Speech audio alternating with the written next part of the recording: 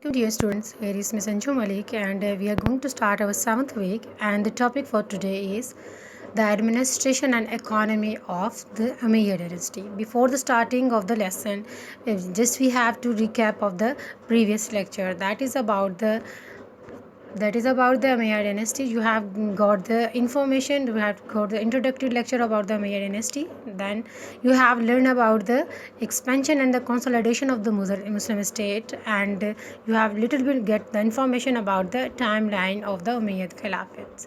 And you have learned about as well about the Muhammad bin Qasim.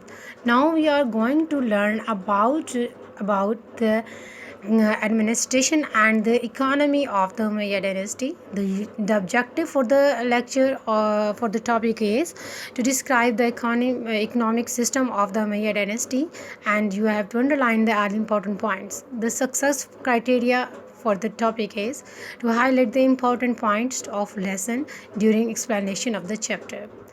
So, my dear students, here we are going to move on to the administration and economy of the Umayyads. First, we are going to talk about the central government. The government was based on the Khalifa, that was the Imam or the Amir al-Mu'minin, and he was performing the similar duties as the previous Khalifas were doing. And under the Khalifa, there was another position that was carrying by the Shura, that was the group of the scholars, and there was some organization of the central government, and that was consisted of the 5 departments, and that were called Diwans. There was another provisional administration that was having 114 provisions, and both it was consisted of the large and small provisions as well. And there was a provision officials that were what sort of the activities they are performing. They have to deal with the political administration, and you have to collect the revenues, and they have to function the police and the law orders, and they have to provide justice for the all. At the end, there was the revenue generated sources of the Umayyads.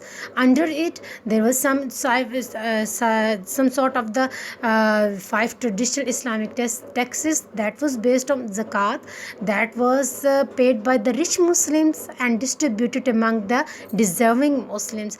Being a Muslim, each and every Muslim is well aware about the paying of zakat. And then second one is about ushur, that is paid on the income of the agriculture land and its produce. And then the next one is khums, that is share of the states in the war spoils, and the khiraj was paid by the non-Muslim landlords, and the jizya was paid by the non-Muslim and the Muslim government.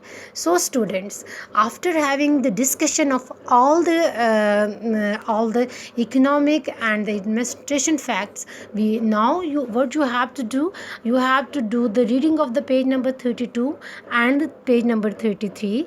After the reading and after having the video in front of you, you will have to write the important points that you got it during the lecture and during the reading. You have to read all the chapters, all the pages, and you have to jot down all the important points and underline all the difficult words and keep in record it. And there is no need to submit the assignment to the AIS and to submit the assignment to the teacher. You have to keep the notes with you, and you have to maintain the vocabulary with you. Stay blessed and stay safe. Allah Hafiz.